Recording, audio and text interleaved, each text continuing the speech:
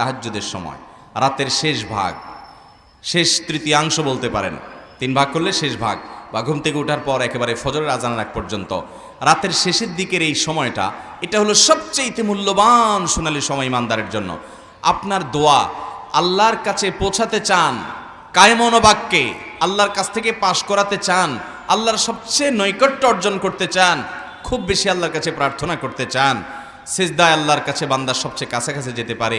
আর ভোর রাতের দোয়া, এটা বান্দার সবচেয়ে ইফেক্টিভ দোয়া হয়। এই দোয়া আল্লাহ তাআলা সাধারণত ফিরিয়ে দেন না।